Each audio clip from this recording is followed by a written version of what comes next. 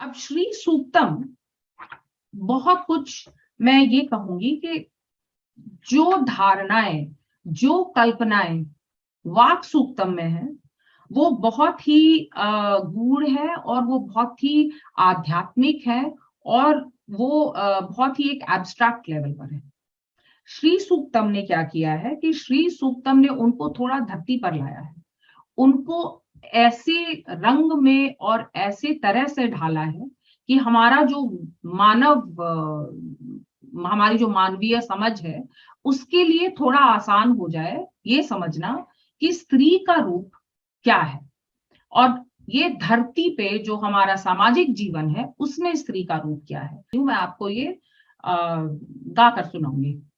और केवल एक आपको आपको एक वो इसका भी एक एहसास मिलेगा कि सुनने में कैसा लगता था, क्योंकि याद रखिए ये हमारी सारी ओरल सिविलाइजेशन है, सारे ये सारा कुछ हम एक दूसरे को बोलकर और सुनकर ही हम इसका प्रस्तार और प्रचार करते थे। हरि ओम हिरण्यवर्णां हरिणीं सुवर्णरजतस्रजां चन्द्रां हिरण्मयीं लक्ष्मीं जातवेदो म आवह ताम आवह जातवेदो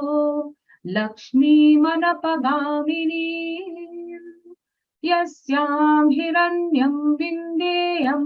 गामश्वं पुरुषानहम् अश्वपूर्वां रथमध्यां हस्तिनाद प्रबोधिनीं श्रियं देवीम् उपह्वये श्रीर्मा देवी जुषताम् कां सोस्मितां हिरण्यप्राकारामार्द्रां ज्वलन्तीं तृप्तां तर्पयन्तीं पद्मे स्थितां पद्मवर्णा तामिहोपवये श्रियम्। तो ये इसमें 16 श्लोक है। मैंने आपको 4 श्लोक सुनाए। इन 4 श्लोकों में आप अगर देखेंगे कि इसका अर्थ क्या निकलता है तो पहले तो एक विवरण है, देवी जिनका नाम श्री है उनका विवरण है कि वो हिरण्य यानी कि सोने की बनी हुई है और सोना चांदी इन सब से सजी हैं, इन सब से दमकती हैं, चंद्रमा की तरह भी हैं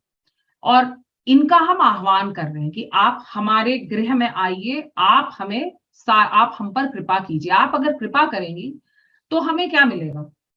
इसका भी पूरा विवरण इस सूक्त में है। तो हमें क्या मिलेगा, पहले तो जो अलक्ष्मी है, जो लक्ष्मी की एकदम दूसरी तरफ है, जो खाली जो केवल हमारे लिए बुरी चीजें लाएंगी, उनको हम विदा करते हैं। जहां पर श्री रहती है, जहां पर लक्ष्मी रहती है, वहां पर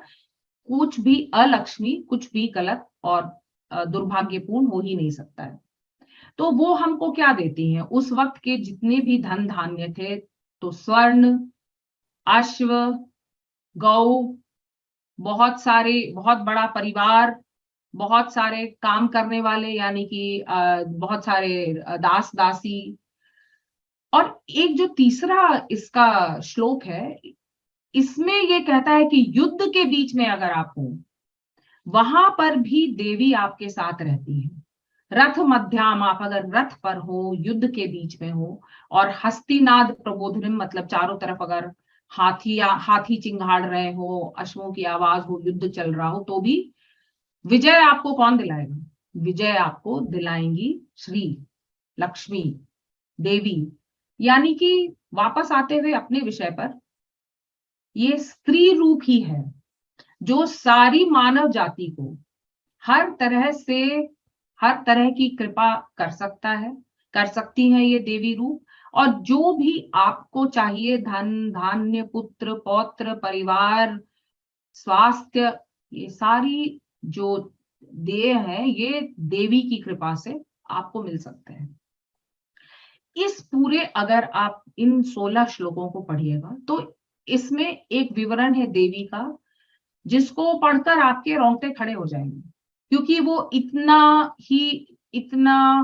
सुंदर तो एक बहुत ही छोटा सा शब्द है, मेरे पास शब्द खत्म हो जाएंगे, मेरे शब्द नहीं रहेंगे, लेकिन जो देवी की कृपा है वो इन श्लोकों से बरसती रहती है। इसका अर्थ क्या हुआ कि जब आप यथार्थ में अपना जीवन जी रहे हैं और आपको कुछ, अगर आपको जो भी अच्छे कार्य आप कर रहे हैं, या आपको भाग्य अच्छा चाहिए, या आपको धन धान्य चाहिए, वो सब आपको देवी श्री लक्ष्मी यही देंगी। यही है बीज रूप, यही है बीज रूप उसका, जो हमारा शाक्त संप्रदाय है और जो देवी की पूजा है, उसके सारे स्वरूप को, उसकी संरचना को हम श्री सूक्तम से उसका उसका आरंभ देख सकते हैं। बाद में जो और बहुत सारे पुराण लिखे गए हैं, और देवी भागवत पुराण लिखा गया है, मार्कंडे पुराण में भी देवी के बारे में बहुत सारी चीजें, बहुत रचना है, लेकिन इन सब के जो बीज हैं, जितने भी आयाम हैं, उन सब का विवरण, उन सब का बीज आप इस श्री सूक्तम में पाएंगे। तो ये वाक सूक्तम और ये श्री सूक्तम, ये दोनों जड़ हैं उस रूप का, उस स्वरूप का, उस सोच, उस समझ का, जो हमारी सभ्यता में स्त्री के बारे में है और थी। और प्राचीन भारत में तो ये और भी ज्यादा शुद्ध स्वरूप में थी, क्योंकि आज के दिन में आप और हम दोनों जानते हैं कि हजारों सालों से बहुत प्रहार हो रहा है हमारी अपनी सभ्यता पे, बहुत सारी चीजें ऊपर नीचे हो गई हैं, बहुत कुछ हम भूल गए हैं। आखिर हम में से कितने इनको रोज पढ़ते हैं, या हम में से कितने देवी को स्वरूप में याद करते हैं रोज? कुछ करते होंगे, कुछ नहीं भी करते होंगे, लेकिन ये एक सोच है जो कभी यहां से गायब नहीं हो सकती। इसका मूल है हमारे देश में, हमारी धरती में, और इसका मूल कभी यहां से पूरा गायब नहीं हो सकता है। देवी और स्त्री का जो रूप है वो हमारी सभ्यता में, इसलिए हम सब में कहीं ना कहीं है। इसके ऊपर एक धूल की परत है, और जैसा कि मैंने कहा, बहुत सारी परतों को निकालना पड़ेगा एक शुद्ध स्वरूप और एक वास्तविकता और सच्चाई तक पहुंचने के लिए।